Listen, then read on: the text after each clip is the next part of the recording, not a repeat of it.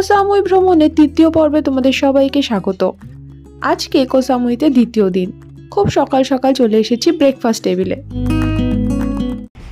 Card, দুধ, juice রয়েছে দু রকমের, চা, কফি, এটা হচ্ছে পানীয় জল, চা কফির আলাদা মেশিন আছে যে যেটা পছন্দ করে।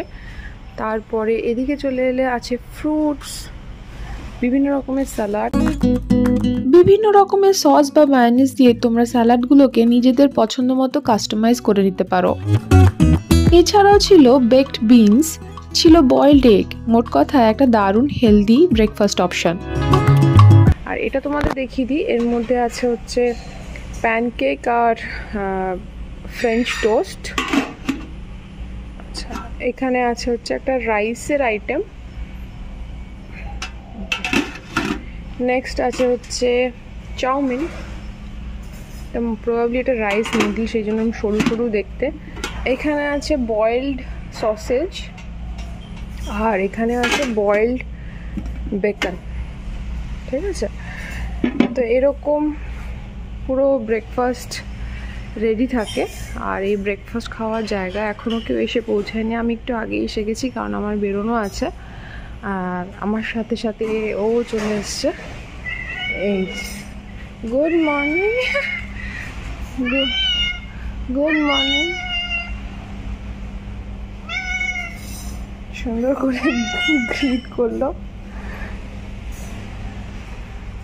ওকে কালকে একটু অমলেটের একটা টুকরো দিয়েছিলাম, আমার বন্ধুত্ব হয়ে গেছে ওর সাথে। আচ্ছা, এটাও বলে দিই তোমাদের, এখানে তোমরা অমলেট একদম ওদের বললে ওরা সেই মতো করে যা যা তোমাদের ইনগ্রিডিয়েন্ট দরকার সেই হিসেবে বানিয়ে দেবে।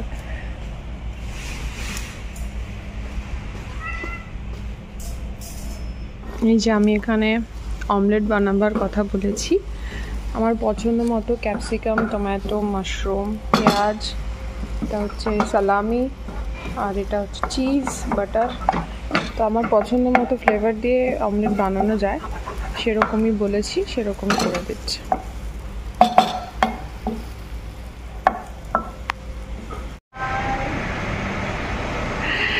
এই গাড়িটা করে আমি যাচ্ছি এখন, গাড়ি চলে এসে একদম ডট 8টা। মেজর সাফারি ট্যুর কোম্পানি থেকে আমি জঙ্গল ডিসকভারি ট্যুর প্ল্যানটা নিয়েছিলাম। এই প্ল্যানটাতে আমার খরচা হয়েছিল 1500 ভাট। এনাদের এলিফ্যান্ট কুকিং অ্যাডভেঞ্চার ট্যুরও হয়। হাতিদের সাথে জঙ্গল সাফারিতে যাওয়া যায়, করে নেওয়া যায় মাড স্পা। হাতিদের সাথে সময় কাটানো এখানকার অপর একটি জনপ্রিয় অ্যাক্টিভিটি। এখন আমাদের গাড়ি ছুটে চলেছে ফিশারম্যান ভিলেজের পাশ দিয়ে, ওটাও একটা দেখার জায়গা। এছাড়াও কোহ সামুইতে ফান অ্যাক্টিভিটির মধ্যে রয়েছে এটিভি রাইড এবং জিপলাইন।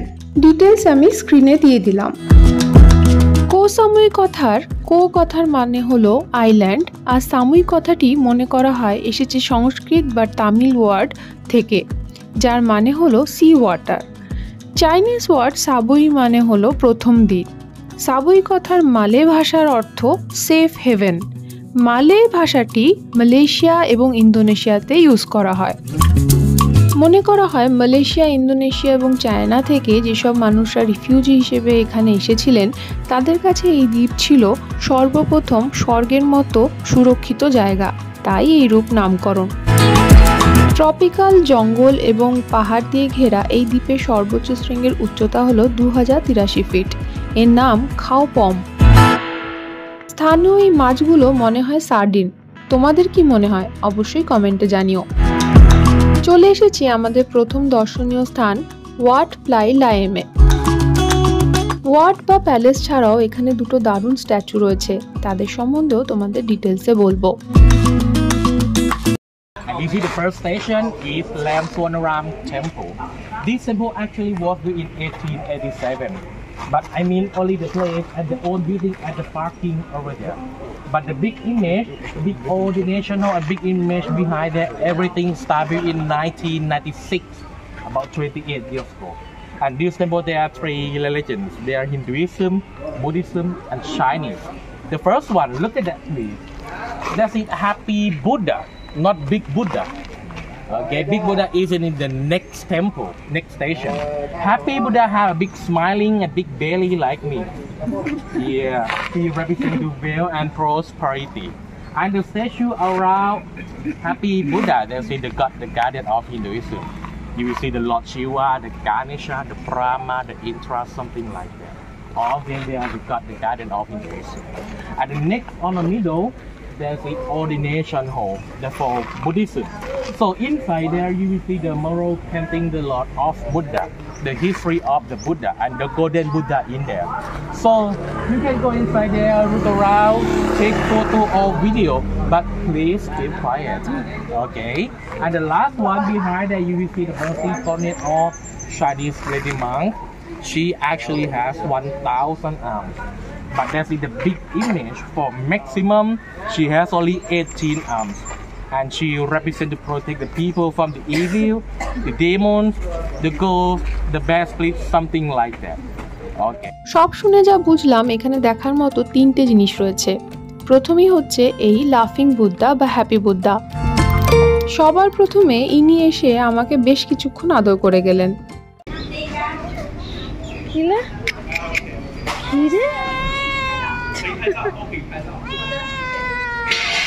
কি হলো? আজকের দিনটা শুরুই করব এই বিশাল বড় বুদ্ধা স্ট্যাচুটা দিয়ে। এই টেম্পলে এসেছি, যেটা হচ্ছে লেডি মঙ্ক টেম্পল। লেডি মঙ্কের কাছে আমরা যাব, যার অনেকগুলো হাত আছে শুনেছি, এখনো দেখা হয়নি। একসাথে দেখবো, চলো। এই হচ্ছে বিশাল বড় একটা বুদ্ধা স্ট্যাচু আমার পেছনে। পুরো অঞ্চলটা জুড়ে চাইনিজ, থাই এবং হিন্দু ট্র্যাডিশন মিলিয়ে এই মন্দির এবং বিভিন্ন স্থাপত্য তৈরি করা হয়েছে। চলে এসেছি হ্যাপি বুদ্ধা বা বোদাই বা লাফিং বুদ্ধা স্ট্যাচুর সামনে। ওনার পাদদেশে এই মূর্তিটির হাতে শঙ্খ, পদ্ম এবং চক্র এবং মাথার উপরে সাপের ছাতা দেখে এনাকে বিষ্ণু বলেই মনে হয়। সিদ্ধিদাতা গণেশ। হিন্দুইজমের ছোঁয়া থাকবে আর গণেশজি থাকবেন না তা তো হয় না। এই বিশাল বপুর বুদাইজি হলেন বিখ্যাত চাইনিজ সন্ন্যাসী কুইন্সির নিকনেম। ওনাকে মৈত্রী বুদ্ধাও বলা হয়। চ্যান বুদ্ধিজমের সময় বুদাইজির নাম বেশ ছড়িয়ে পড়েছিল ভিয়েতনাম, কোরিয়া এবং জাপানের মতো অঞ্চলে। পাশে এই মূর্তিটির গলায় সাপ দেখে অনুমান করলাম এটি ছিল মহাদেবের মূর্তি। শিবজির বিপরীত দিকে যে সবুজ রঙের মূর্তিটি ছিল সেটি ছিল শাক্যদেবের মূর্তি। বৌদ্ধিজমে শাক্যদেব হলেন স্বয়ং ইন্দ্রদেবের একটি রূপ, যিনি বৌদ্ধকে বিভিন্ন প্রতিকূলতার হাত থেকে রক্ষা করেছিলেন। আর চতুর্থতম ছিলেন 4 মস্তকযুক্ত সৃষ্টিকর্তা স্বয়ং ব্রহ্মাদেব। ব্রহ্মাদেবকে হিন্দুইজমে বেশ সাদা দাড়িযুক্ত একজন বয়স্ক রূপে কল্পনা করা হয়। প্রথমবার তাকে ভিন্ন রূপে দেখে বেশ ভালো লাগছিল। বুদাই কথার অর্থ হলো কাপড়ের থলে। উনি একটি কাপড়ের থলে হাতে ঘুরে বেড়াতেন বলে ওনার নাম রাখা হয় বুদাই। বিশাল বপু এবং খাওয়ার প্রতি ভালোবাসার জন্য ওয়েস্টার্ন ওয়ার্ল্ডে ওনাকে ফ্যাটি বুদ্ধাও বলা হয়। পুকুরে যে মাছগুলো দেখতে পাওয়া যাচ্ছে সেগুলোকে বাংলায় কান মাগুর বলে। মাছের সাথে সাথে পুকুরে বেশ কিছু কচ্ছপও রয়েছে। কচ্ছপকে এখানকার মানুষ শুভ বলে মনে করে। বুদাইজিকে দেখার পর আমরা চলে এলাম এখানকার প্রধান আকর্ষণ ওয়াট প্লাই লিয়ামে। ট্রিপের শুরুতেই গাইড দাদার কাছে শুনেছিলাম যে এটি হলো এখানকার সবথেকে পুরনো মন্দির বা প্রাসাদ, যেটি তৈরি করা হয়েছিল 1887 সালে এবং এটিকে তৈরি করেছিলেন একজন বিখ্যাত থাই আর্টিস্ট জারিত ফুং ডং মিং। ওনার স্ট্যাচু মন্দিরের সামনে করা রয়েছে। এই মন্দিরের বিপরীতে পুকুরের ঠিক মাঝখানেই রয়েছে এখানকার প্রধান প্রেয়ার হল বা ওবোসোট, যেখানে রয়েছে একটি গোল্ডেন বুদ্ধা। পাশেই দেখা যাচ্ছে আমাদের লেডি মঙ্ককে, এনার কাছেও সর্বশেষে যাব। এখানকার সবথেকে পুরনো ওয়াট প্লাই লাইমকে 1887 সালে বানানো হলেও বাকি স্ট্রাকচারগুলোকে কিন্তু 1996 সালে বানানো হয়েছিল। এই মন্দিরটির নাম হলো ফ্রা সাংকাচি। মন্দিরের বাইরেটা যেমন সুন্দর এবং কালারফুল, ভেতরের দিকেও দেওয়ালে তৈলচিত্রের মাধ্যমে ফুটিয়ে তোলা হয়েছে বৌদ্ধদেবের বিভিন্ন জীবন কাহিনী। ইংলিশ ভাষায় ওনার জীবন কাহিনীকে সর্বদা ব্যক্ত করা হচ্ছিল।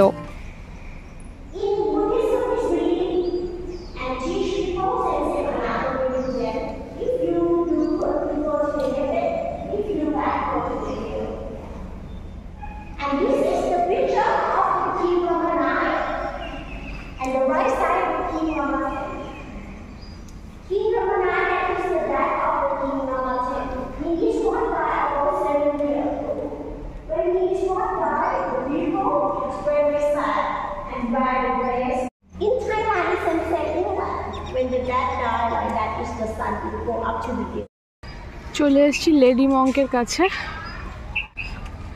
চারিধারে লেকের মাঝখানে এরকম লেডি মঙ্ককে রাখা হয়েছে, ভীষণই সুন্দর লাগছে দেখতে। ইনি মূলত একজন বৌদ্ধিস্ট দেবী। 18টি হাত বিশিষ্ট এই দেবী স্থানীয় নাম সুন্ডি, চাইনিজ ভাষায় এনার নাম গুয়ানাই।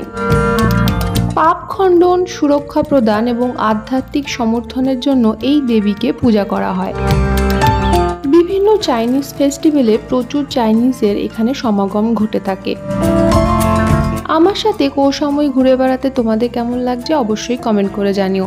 ভিডিওটা ভালো লাগলে লাইক করতে ভুলো না। ভিডিওটি ইনফরমেটিভ মনে হলে বন্ধুদের সাথে শেয়ারও করতে পারো।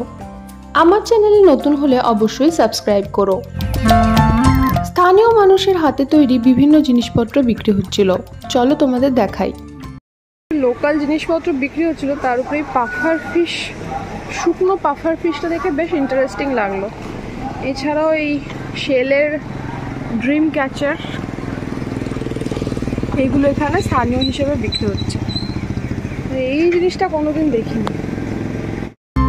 ওয়াট প্লাই লায়েম, লেডি মঙ্ক এবং লাফিং বুদ্ধা টেম্পল দেখা শেষ। আমাদের গাড়ি এগিয়ে চললো পরবর্তী ডেস্টিনেশনের দিকে। সেই পরের ডেস্টিনেশন নিয়ে আমি আসছি পরের ভিডিওতে। ততদিন তোমরা সবাই খুব ভালো থেকো। এখন তবে আসি, বাই।